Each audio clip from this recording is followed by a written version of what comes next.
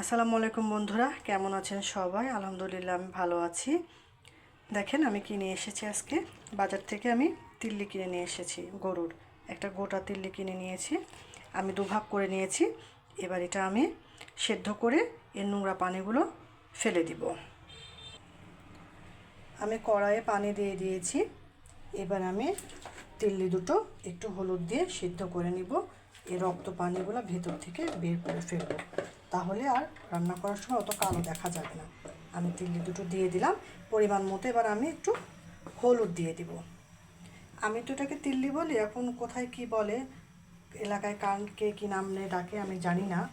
তাছাড়া এটা আমাদের বাসায় সবাই খুব পছন্দ করে। এটা আমি আর মাংসর সাথে দিইনি, এটা আমি আলাদা করব, যেমন ফ্যাপসা আমরা আলাদা ভুনা করি সেভাবে। আমি এবার ভালো করে ফুটিয়ে নেব। দেখেন কেমন গল গল করে ফুটছে, সব নোংরাগুলো বের হয়ে যাচ্ছে। আমার প্রায় হয়ে গিয়েছে, আর 1-2 মিনিট পরে এটা আমি নামিয়ে ফেলবো। আমি এই যে ভালোভাবে আমি ফুটিয়ে নোংরা পানি ফেলে দিয়েছি। এবার ছোট ছোট পিস পিস করে কেটে নিচ্ছি এখন। দেখেন কত পরিষ্কার এবং সুন্দর হয়ে গিয়েছে। আমি এবার সবগুলো টুকরো টুকরো করে কেটে নিব। এই যে আমি একদম কেটে ধুয়ে বেছে পরিষ্কার করে নিয়েছি। এবার আমি রান্নায় চলে যাব। আমি মশলাগুলো সব রেডি করে নিয়েছি।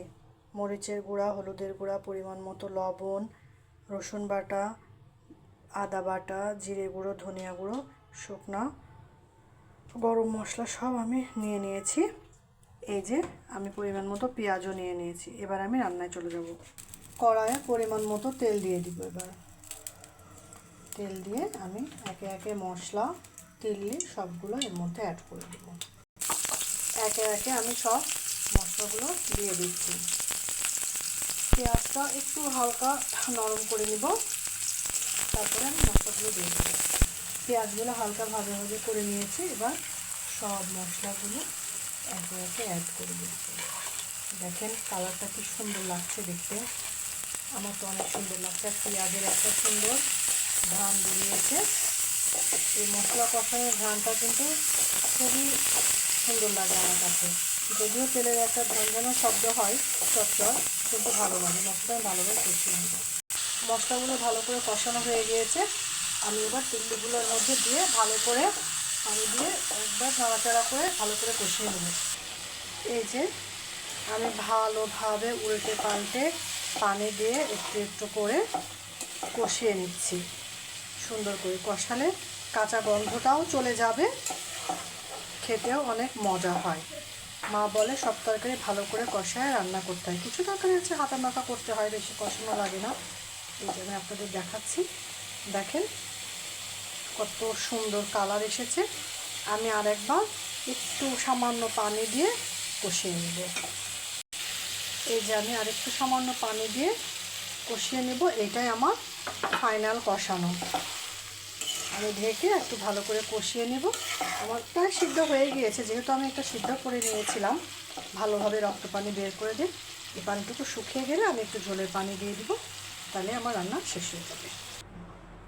বিসমিল্লাহ।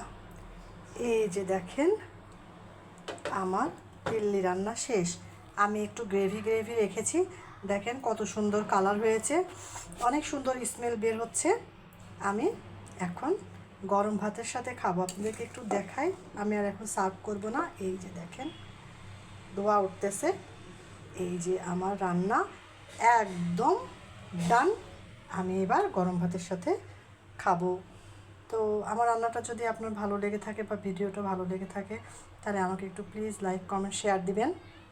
আল্লাহ হাফেজ।